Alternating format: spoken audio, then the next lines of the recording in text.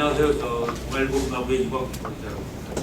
제가 올해는 좀 주제를 이렇게 이제 다산과 추사에 대해서 조금 이렇게 좀 달리 잡아봤습니다. 그런데 제가 이제 좀 작년에 컬렉션에 대해서 들으신 분들이 안 계시다고 하니까 제가 이 다산과 추사를 조금 간단히 한 절반 정도 하고 나머지 시간에 우리나라의 이제 컬렉션에 대해서 미술 컬렉션에 대해서 컬렉션이 어떤 의미가 있고 컬렉터라는 게 어떤 사회적인 문화적인 의미를 갖는지 단순히 좋아하는 작품을 수집하거나 돈을 축적하기 위해서 물건을 수집하는 게 아니라 이 컬렉션이라는 행위가 우리 문화에 얼마나 중요한 역할을 하는지를 몇 가지 사례를 통해서 보여드리겠습니다. 제가 이제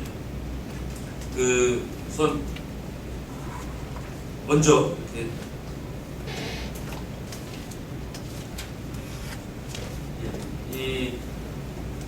먼저 한 절반 정도 시간은 다산 정약용 추사 김정희에 대해서 좀 말씀을 드리겠는데, 제가 이쪽에 대해서 뭐 특별히 많은 지식이 있는 건 아닌데, 제가 개인적으로 그동안 다산 정약용이라는 인물 그리고 추사 김정희라는 인물을 아마 저뿐만 아니라 우리 한국인은, 역사와 문화에 좀 관심 있는 한국인들은 아마 다 좋아하는 그런 분들일 겁니다. 그런데 이 두 사람의 공통점도 있고 차이점도 많이 있습니다.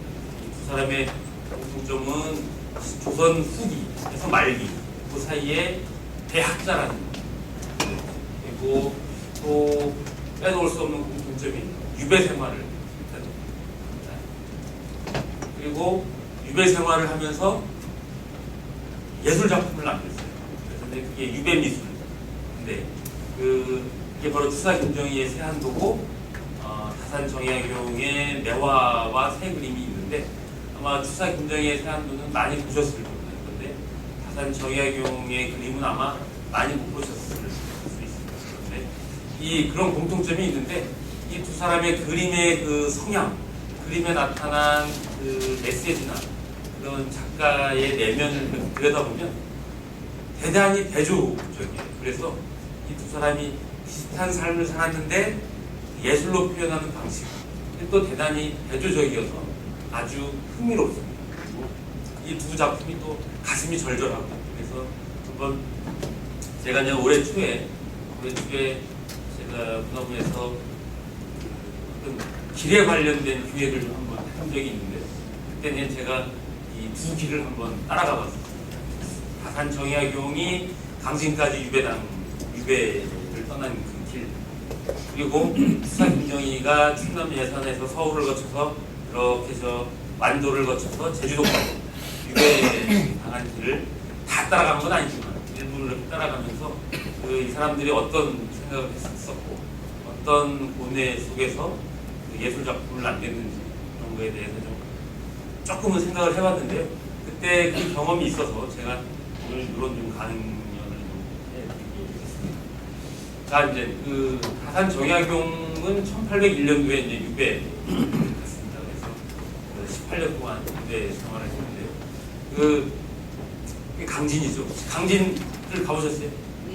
예, 강진에 가면은 강진이 전 국민을 대상으로 제일 먼저 홍보하는 게 고려청자도 있지만 다산 정약용입니다. 다산 정약용이 강진에서 유배 생활을 했기 때문에 그런 건데요. 이게 강진에 처음 가서 머무는 곳이 이 사의제라는 주방 겸 조그만 집이었어요. 근데 이제 강진으로 유배를 갈 때 당쟁이라든지 당파 싸움의 소용돌이 속에서 억울한 누명을 쓰고 이제 유배를 가게 됐죠.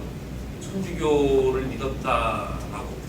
다산 정약용이 천주교를 초반에는 믿었지만 나중에는 천주교의 서학의 교리 자체에는 공감을 했지만 자기가 유교 사회인 조선에서 자기가 서학을 너무 믿고 그래서 안 되겠다. 그래서 의식적으로 거리를 두었다고 합니다. 그래서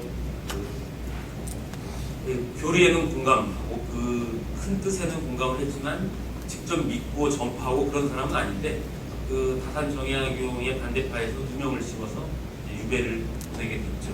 그리고 또 그게 바로 정조대왕이 1800년도에 승하를 했는데 정조대왕 때 정약용이 아주 잘 나갔죠.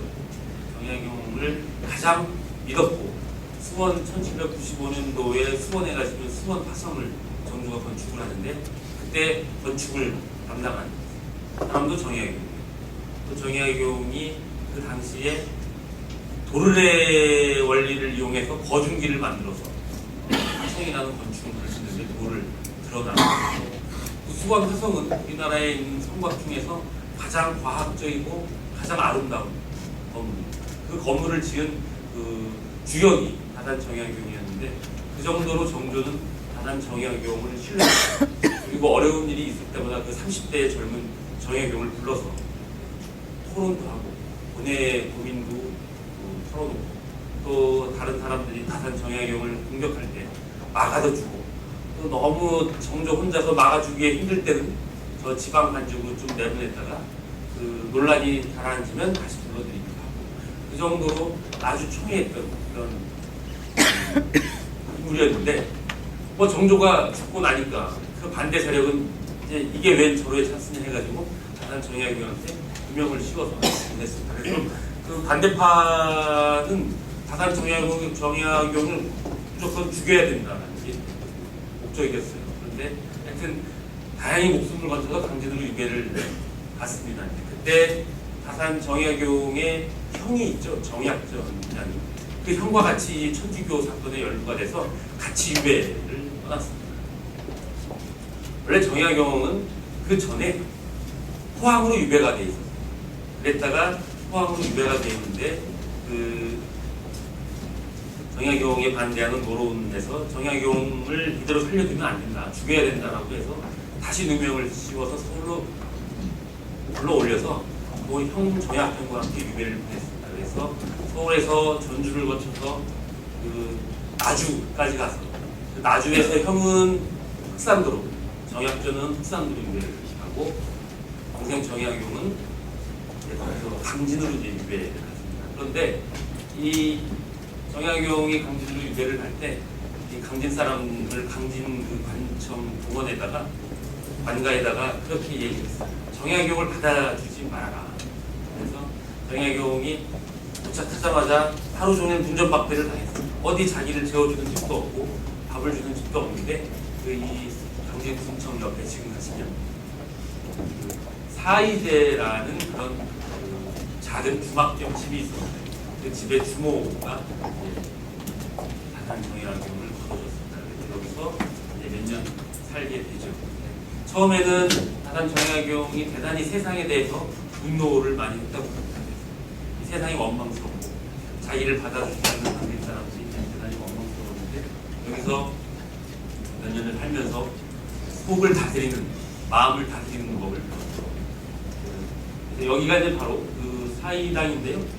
사이제인데 여기가 이제 다산 정약용이 기거했던 집이고 이 안에 보면 다산 정약용이 사용했던 물건 같은 거 복제품을 만들어서 여기에 전시를 그리고 요 뒷면에 잔디밭이 있는데 다산 정약용을 받아주었던 그 주모의 모습을 동상으로 만들어서 전시를 해놨습니다. 그리고 이 주모의 딸이 이 다산 정약용을 또 매우 좋아했다고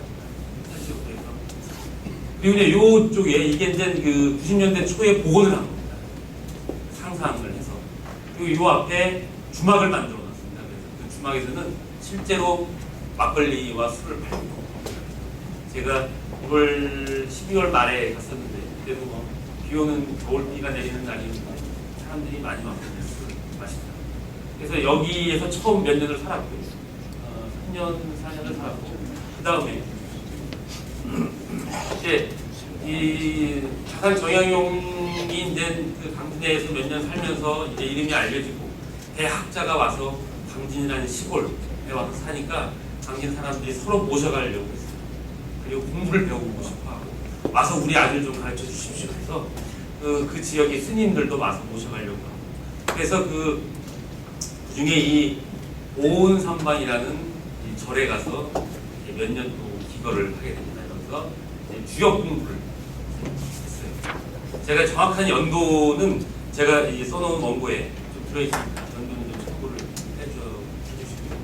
그래서 여기서 몇 년을 살면서 이때 정약용의 큰아들 이름이 정약현인가 뭐 그럴 겁니다. 그래서 큰아들이 여기에 와서 한 1년 동안 같이 생활을 합니다. 그 정약용이 유배를 당하면서 가장 미안해했던 게 부인하고 딸이었는데, 왜냐면 이제 그래서 아들을 불러서 여기서 같이 주역 공부하고 그러면서 이제 이 지역에서 다산 정약용의 제자들이 이제 점점 늘어나기 시작하죠. 그리고 이때부터 해남의 해남 대흥사라는 절에 있던 초의선사와 교유를 하게 됩니다.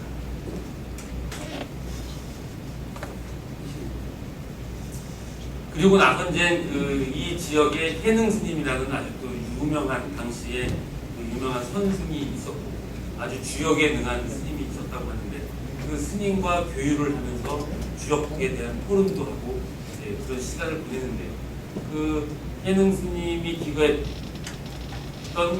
사찰이 바로 이 백년사라는 절입니다. 이 해남 전남 강진에 가면 꼭 들러봐야 될 닭사를 혹시 여행을 가시면 꼭 들러봐야 될 절인데요. 이 해능 다산 정약용이 아까 보은산방에서 그리고 다산 초당에서 이쪽으로 넘어와서 해능 스님이라든지 초이선사와 차를 마시고 세상에 대해 얘기도 하고 이제 그런 곳입니다. 그래서 이 백년사는 강진에서 아주 아름다운 절로 꼽히고요. 그 앞에 저도 사실은 잘 모르는데 그게 이제 배롱나무입니다. 그래서 우리나라에서 어떤 분들은 우리나라에서 가장 크고 가장 아름다운 배롱나무라고 하고요. 여기서 이렇게 이쪽을 내다보시면 여기가 강진만 바닷가. 경치도 너무 겨울, 봄, 뭐 사계를 가리지 않고 아주 좋은 경치를 나는 곳입니다. 그래서 그리고 이쪽에서 이제 여기서 이제 몇 년 지냈죠. 그러다가 드디어 이제 다산 초당으로 옮기게 되는데 다산 초당에서 한 8년 정도 이제 기거를 하게 됩니다. 그래서 다산 초당이라는 곳에서 다산 정약용의 그 문민심서라든지 뭐 경세육교라든지 그런 아주 유명한 역저가 탄생을 하는 거죠. 그래서 이 다산 정약용이 이 강진에 와서 누군가는 그런 얘기를 합니다. 다산 정약용이 서울에서 계속 출세 가도를 달렸다면 문민심서 같은 책은 못 썼을 것이다. 강진으로 예상치 않게 유배를 와서 혹독한 시련을 겪고 정말 강진 사람들이 그 당시에 너무 가난하고 강진 분들한테 죄송한 말씀이지만 아무것도 모르는 그런 무생이 그런 사람들이었는데 그런 사람들과 부대끼고 또 그 강진에 사는 탕관오리들로부터 고통을 당해봤기 때문에 정말로 이제 그 전까지 서울 생활이 엘리트, 명문가 출신의 엘리트였다면 이 강진에서의 삶은 정말 바닥을 경험해 본 것이었기 때문에 강진의 유배 생활이 없었다면 다산 정약용의 문민심서는 탄생할 수 없었다라고 얘기를 했는데요. 하여튼 이 앞에 이 세 곳에서 몇 년씩 생활을 한 다음에 드디어 다산 초당이라는 곳으로 거처를 제자들이 마련해 주는 곳입니다. 그쪽으로 거처를 옮깁니다. 그런데 이 강진을 여행을 다녀보신 분들은 아시겠지만 이 백년사에서 다산 초당으로 넘어가는 언덕길이 그 중에 하나인데요. 이게 한 30분 거리, 아주 높지도 않고요. 그래서 젊은 분들이 아니어도 등산하기가 아주 좋은 길인데 이 길을 한번 다녀본 사람은 다 이 길에 매료가 됩니다. 그래서 세상에서 다녀본 길에 가장 아름다운 길이라고 하는데 한번 강진에 가셔서 저도 이 길을 처음 가봤는데 작년 말에 한번 꼭 답사를 해보고 싶으십시오. 이게 이제 여기에서 쭉 이쪽 길로 올라갑니다. 그럼 여기가 동백나무 숲이 있어요. 그래서 초고 12월이나 1월, 2월에 가시면 아주 동백꽃, 빨간 동백꽃이 아주 지천으로 걸리고 그 숲을 지나면 차밭이 있습니다. 그래서 다산 정약용이 이쪽에서 강진에 와서 차를 마셨죠. 그래서 차가 많다고 해서 이 지역을 차 다자를 써서 다산이라고 부릅니다. 이 고갯길의 산이 다산이에요. 근데 다산 정약용이 이쪽에 와서 너무 매료가 되고 차를 마심으로써 자기 호를 다산이라고 여기에서 이제 정했죠. 그래서 다산이라는 호가 생겼는데 이 길로 이렇게 여기서 백년산을 출발해서 동백나무 숲을 지나고 차나무 숲밭을 지나서 이렇게 올라가시다 보면 저쪽에 그 해월루라는 바다가 보이는 정자가 있는데 이 바다가 보이죠. 그런 곳에서 한번 쉬었다 갔는데 다산 정약용이 이 길을 오르락내리락 하면서 그 정자에 올라가서 그 유배당한 키산도르 유배대가 있는 자기 형 생각하고 또 남양주에 두고 자기 가족을 이제 많이 그랬다고 합니다. 그래서 이 길을 쭉 넘어가면은 이제 다산 초당이 나옵니다. 이 원래 다산이 이 19세기 초에 유배당했을 때 이름도 그 다산이 살 때 다산 초당이라고 건물 이름을 지었는데 그때는 초당이 뭡니까? 풀이죠. 풀전자. 그래서 초가집이었어요. 초가였는데 1970년대에 강진군 지역에서 그건 이제 없어졌고 이곳에 다산을 기리기 위해서 복원을 할 때 기와집으로 복원을 했습니다. 70년대 초에 지은 건물인데요. 하여튼 그렇지만 현판은 그대로 다산 초당으로 붙여. 이 다산 초당의 건물을 보면 이쪽에 연못이 있고요. 현재 이게 다산 초당의 형판인데 추사 김정희의 글씨입니다. 추사 김정희가 다산보다 한 20-30년 후배, 연배가 아래인데 추사 김정희도 아주 다산을 대단히 존경을 했죠. 그래서 이게 그 형판이고요. 또 이 다산 초당 옆에 다산 동암이라고 다산 초당의 동쪽에 있는 암자 같은 건물이다라고 해서 이쪽에 조그맣게 집을 지었어요. 주사가. 이쪽에서 자기가 본격적으로 공부를 했습니다. 그래서 이 동암에서 바로 한 5m에서 10m쯤 떨어져 있죠. 이 동암에서 다산 정약용이 이제 집필을 했습니다. 8년 동안 500권의 책을 여기서 썼거나 초안을 다 구성을 했다고. 다산을 아는 사람은 이제 여기서 모든 경험을 다 하고 그 다산은 어느 한 분야에만 관심이 있었던 게 아니고 뭐 음식이면 음식, 뭐 고기면 생선이면 뭐 생선, 뭐 풀이면 풀, 뭐 정치면 정치 모든 분야에 관심이 있었기 때문에 아주 박학. 다른 사람들은 500권을 쓸 시간조차 모자랐을 거라고 생각을 하는데 하여튼 이 다산 초당으로 와서는 읽고 쓰고 하루 종일 그 일만 했다고 볼 수가 있겠죠. 그래서 이게 바로 그 건물입니다. 그래서 이 다산 동암이라고 했는데 이거는 이게 바로 다산 정약용의 한 글씨예요. 글씨를 이제 다산이 직접 쓴 건 아니고 다산의 여러 글씨 중에서 이 네 글자를 모아서 이렇게 형편을 만들었습니다. 아마 글씨를 한번 좀 잘 보세요. 이따가 이제 제가 다산 정약용의 예술과 추사 김정희의 예술을 비교하려고 그러는데 이 글씨가 어떻습니까? 좀 여리고 좀 저는 좀 맑고 투명하다고 보이는데요. 힘이 넘치기보다는 아주 깨끗하고 여린 빛체를 보입니다. 그 옆에 여기 보면 현판이 두 개가 있죠? 이게 이제 다산 정약용의 글씨고 이거는 추사 김정희가 직접 쓴 오정삼방인데 오정삼방은 정은 정약용이고 오배 정약용을 보배롭게 모시는 한방이다 이런 뜻이에요. 추사가 정약용을 존경하는 의미에서 써서 붙인 글씨인데요. 이게 이제 추사체가 완전히 힘이 넘치기 바로 전 단계이긴 한데 이 두 글씨를 여기서만 비교를 해보셔도 글씨가 좀 다르죠. 추사 글씨, 이게 다산 글씨와 추사 글씨가 이렇게 다릅니다. 그래서 이 두 개가 형판이 걸려있는데 가서 보시면 그냥 철사로 이렇게 매달아놨어요. 멋있게 좀 매달아놓으면 좋은데 이렇게 되어 있고요.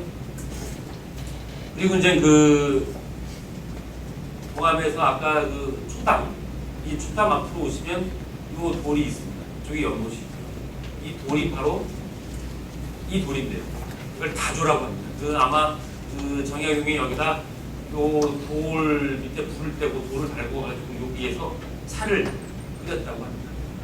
차를 끓인 부뚜막이라는 그런 뜻이 되는데, 그래서 이 돌을 다조라고 부르고요. 또 이 다산 추담 뒤에 가면 뒤쪽으로 약간 돌아 들어가면 다산 정약용이 유배가 끝나기 직전에 새겨놓은 정성이라는 글씨가 있는데, 정약용의 돌이다 라는 의미로 새겨놓은 글씨라고 합니다. 그런데 이 다산 정약용이 여기서 이제 유배 생활을 이제 18년 동안 했는데, 그 18년 생활 중에 13년째니까 이 다산 초당에서 기거할 때 그때 그 부인 남영주에 들어온 부인 홍씨로부터 비단 치마가 배달이 됐습니다. 근데 그 부인이 사용하던 해진 아주 밝은 비단 치마를 보내줬어요. 보내줬는데 다산 정약용이 이걸 받아보고 정말 가슴이 찡했겠죠. 늘 그리운 사람이었는데, 그래서 이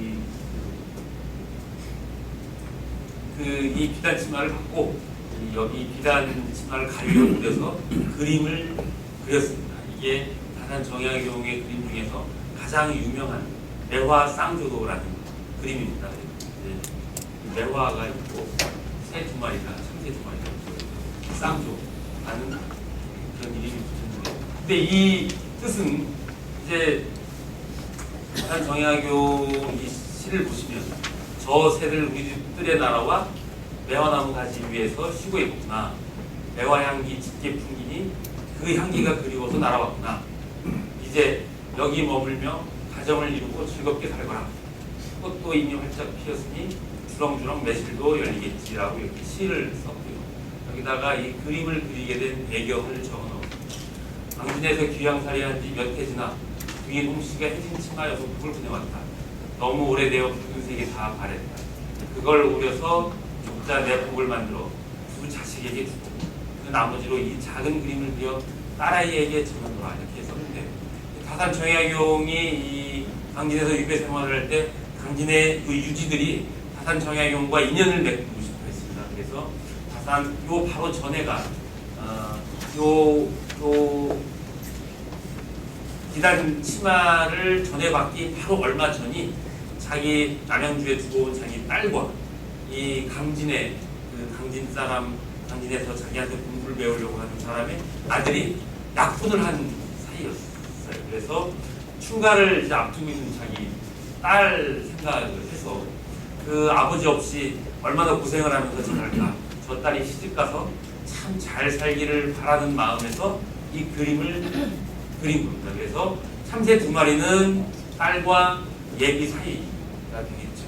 그래서 자기가 이 다산 초당에서 좋은 날씨에 마음은 참 안 좋지만 마음을 다스리면서 생활을 하고 있는데, 이런 상황에서 우리 딸이 시집가서 잘 자랄 수 있을까라는 생각을 하면서 그러고 있는데, 참새 두 마리가 날아온 걸 보고 그걸 자기 딸과 사이로 생각을 해서 매화나무에 앉아있는 봄날에 소금이 되겠죠. 이른 봄날에 저 참새를 바라보면서 자기 딸을 생각하면서 이제 그림을 그린 건데요. 이 그림을 한번 보시면 그림은 아주 잘 그린 그림은 아닙니다. 그런데 보시면 이게 매화꽃잎이죠. 매화꽃하고 참새가 거의 크기가 비슷해요. 사실은 비율이 안 맞죠, 사이즈가. 그 정도로 이 다산 정약용이 그림을 그렇게 아주 잘 그리는 사람은 아닌데, 물론 이제 이걸 놓고 일부는 저렇게 해석하는 경우도 있습니다. 이 참새를 작게 그린 거죠.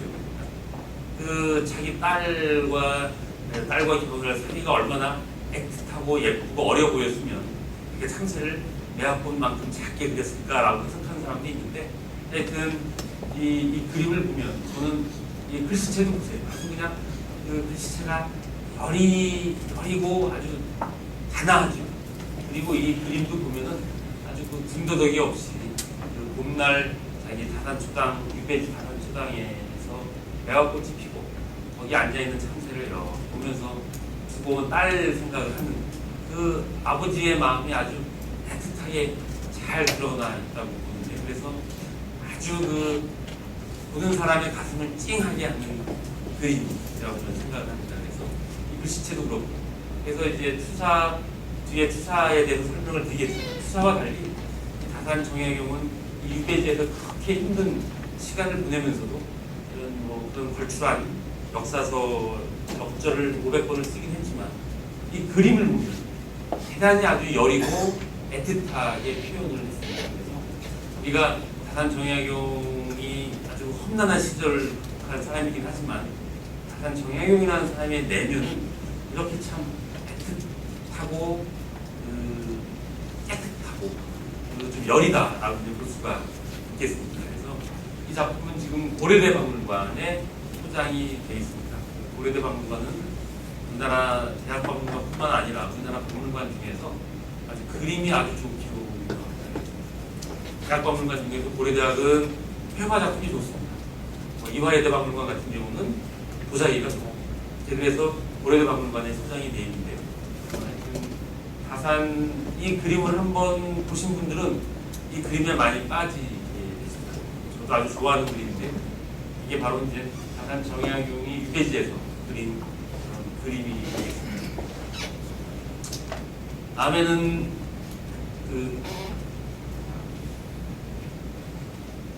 좀 얘기를 좀 바꿔서요. 투사 김정희에 대해서 한번 설명을 해보겠습니다.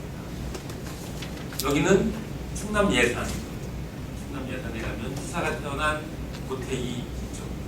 제가 사진 안 갖고 왔는데 아주 크진 않지만 아주 지방의 명문가 선비의 집으로 아주 반듯한 그런 집인데, 그 집 바로 그 집에서 한 100m, 200m 뒤쪽으로 가면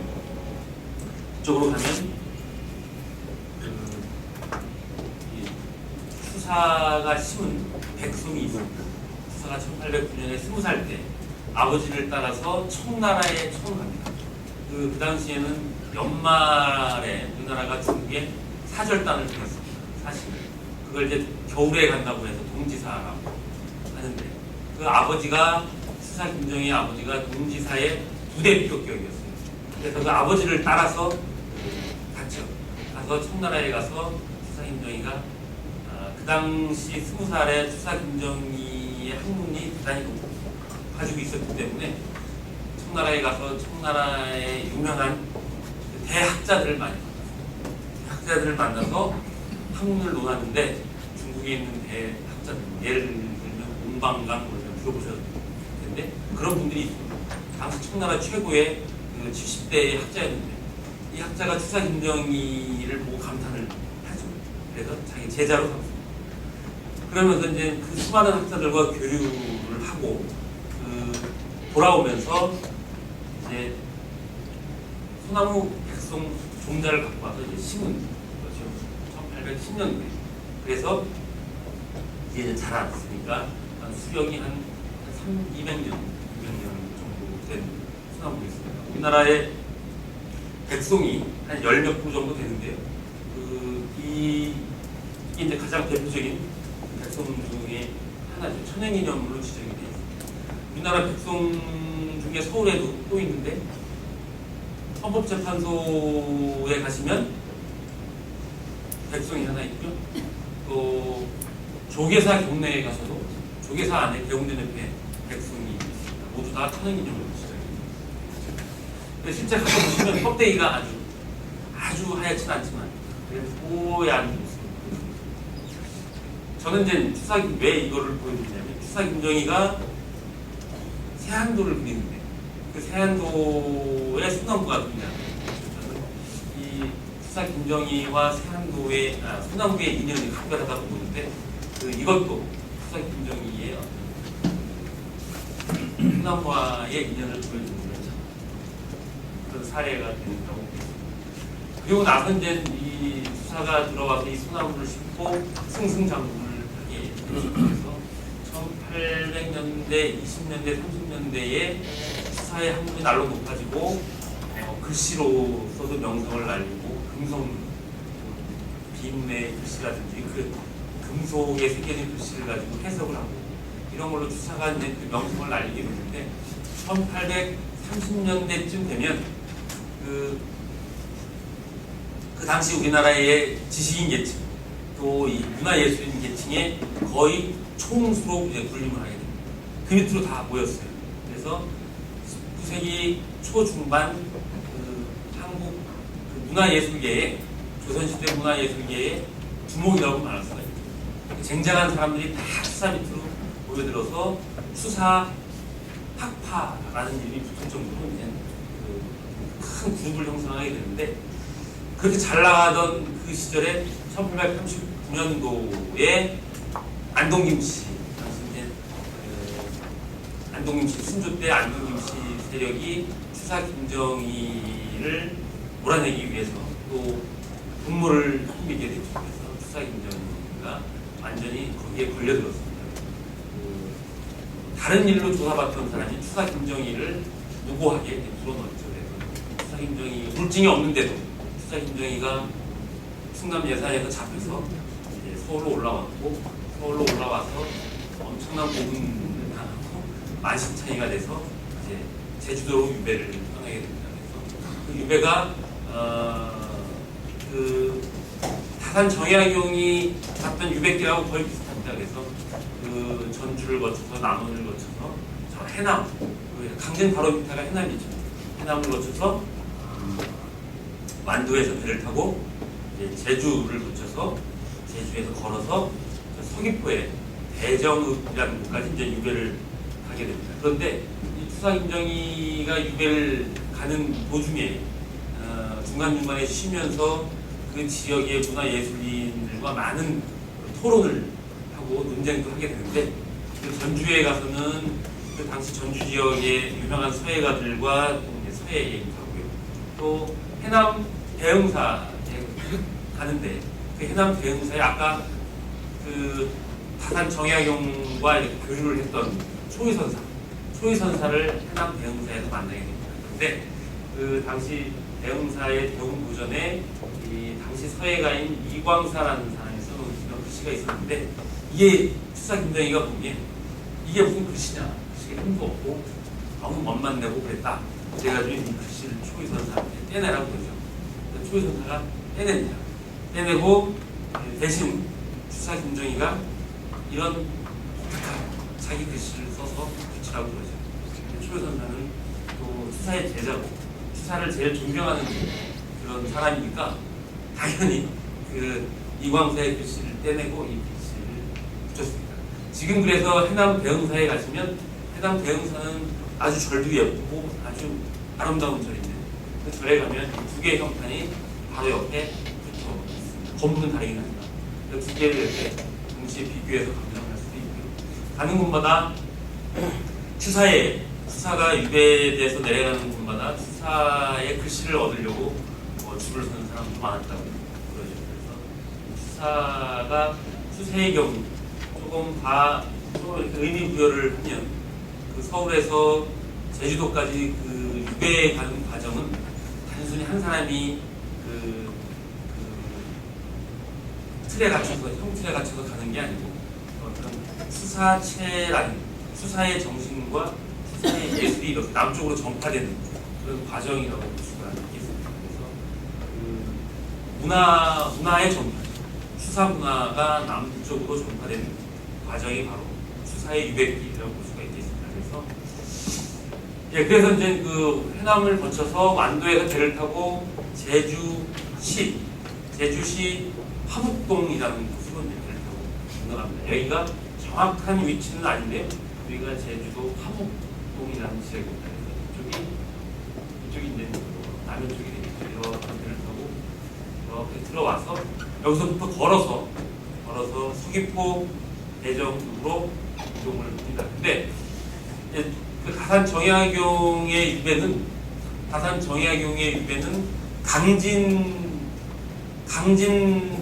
강진의 경계 안에만 있었으면 돼요. 강진을 벗어나면 안 되고 강진 안에서 어느 집이든지 그렇게 생활하면 돼요. 그러니까 다산 정약용은 그렇게 여러 군데 집으로 옮겨 다니면서 생활을 했죠. 그런데 추사 김정희의 유배는 위리 안치라고 해가지고 이 집 밖을 벗어날 수가 없어요. 어느 집을 자기가 정하면 그 집 밖으로 나서면 안 되는 그런 가혹한 그런 유배형이었는데, 이제 가서 이 하급 관리인 어느 사람의 집을 빌렸습니다. 얻었습니다. 얻어서 살았죠. 그게 바로 서귀포시 대정읍에 있는 이 집인데, 여기서 이제 살게 됩니다. 그런데 그래서 수사 김정희가 담장 너머로 못 다니도록 여기에 텐자나무를 삥 굴러가면서 심었습니다. 텐자나무는 가시가 아주 세죠. 그래서 담 넘어가다가 가시에 찔리면 넘어갈 수가 없죠. 이렇게 지금도 텐자가 남아 있습니다. 지금 돌아가면서 되어 있고, 수사 김정희는 제주도의 유배 생활을 하면서 그 가장 좋아했던 꽃이 수선화라고 해요. 이게 이제 그 수선화. 제가 이 사진을 찍은 거는 1월 말이었는데 1월 말에 가도 이렇게 1월 말에 가면 수선화가 피어 있더라고요. 수사 김정희가 가장 좋아했던 꽃. 그 전에 여기에 여러 가지 뭐 조형물들 같은 걸, 꽃 같은 걸 막 뭘 수석 같은 걸 해놨는데 최근에 정비를 하면서 다 치웠고요. 그 정비를 하고 요 앞에 예전에 가보신 분들 계시겠지만 전시관이 대단히 지저분했는데 촌스럽고 지금은 아주 새롭게 지었습니다. 제가 이따 컬렉션 얘기할 때 다시 좀 보여드릴 텐데 모양은 조금 어색하긴 한데 그래서 지금 새로 단장을 해서 관광객들이 많이 찾고 있습니다. 예, 이건 좀 이쪽에서. 예. 예, 그래서 수사 김정희가 이제 1841년도에 유배를 돼서 제주도에 갔습니다. 그래서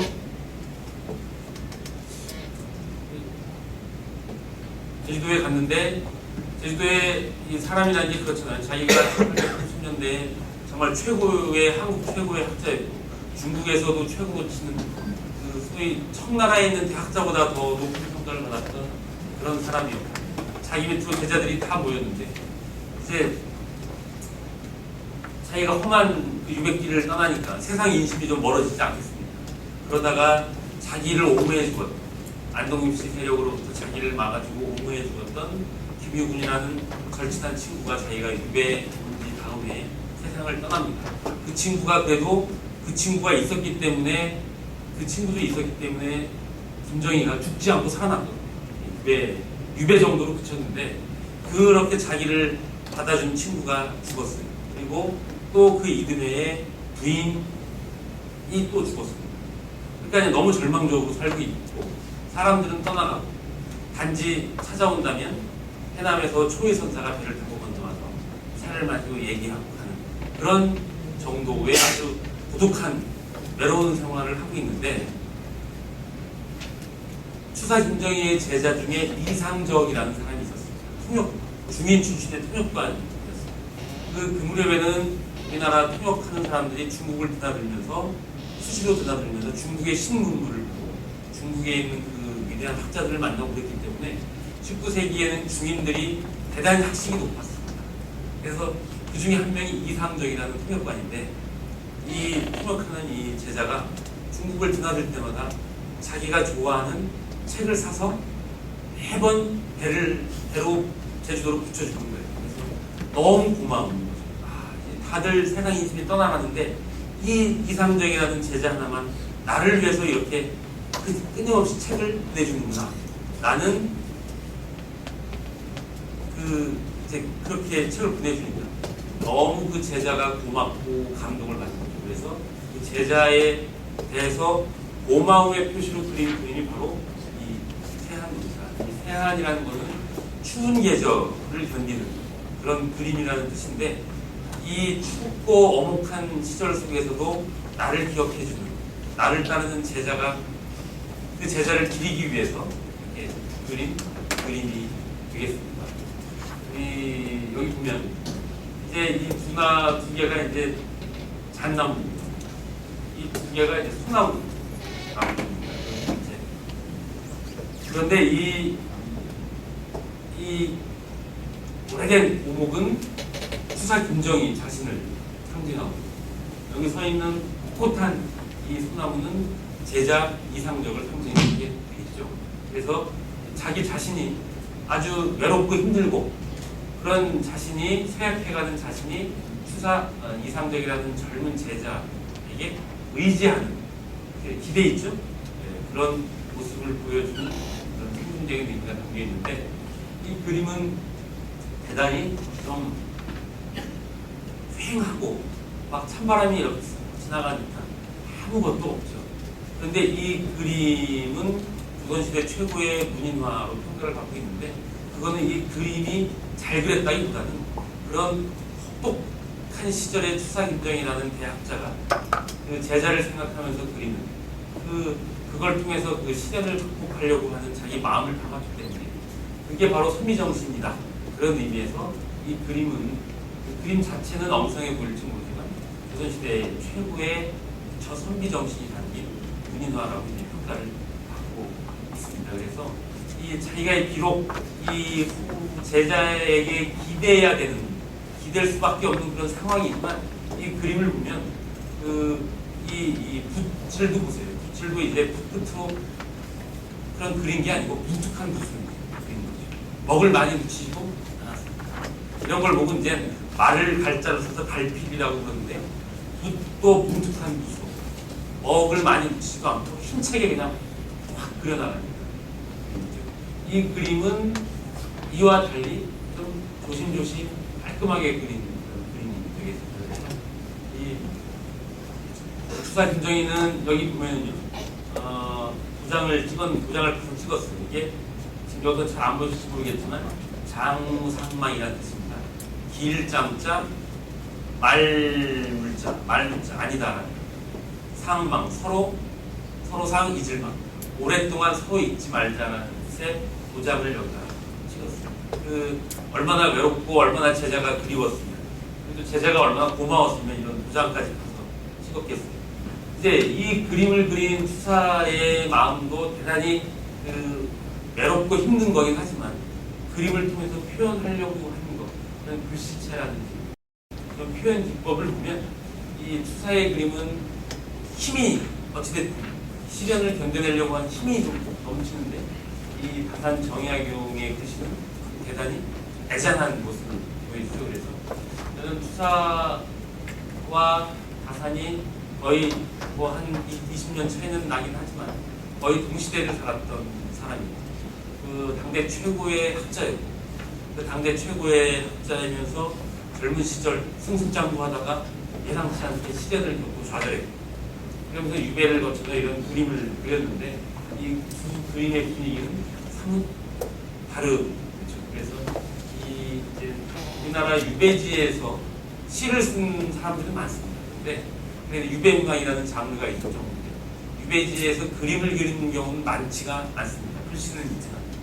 그래서 아주 몇 안 되는 유배지에서 그림을 그리는 몇 안 되는 사례인데 이 경우는 그 드문 사례인데 이렇게 그 공통점과 차이점을 발견할 수가 있어서 저는 이 유배의 미학, 유배의 미술, 이 대조적인 모습을 지니고 있다는 게 많이 흥미로워서 여러분도 이렇게 소개를 해드리게 되고 이어서 이제 컬렉션에 대한 얘기를 좀 해드리겠는데 이 컬렉션 얘기로 넘어가면 이 세안도의 얘기가 이제 다시 나오게 됩니다. 세안도를 어떤 사람이 어떻게 컬렉션을 해서 드라마틱한 과정을 거쳐서 어떻게 지금까지 되게 됐는지 이거에 대해서 설명을 드릴 텐데 잠깐만 좀 쉬고 제가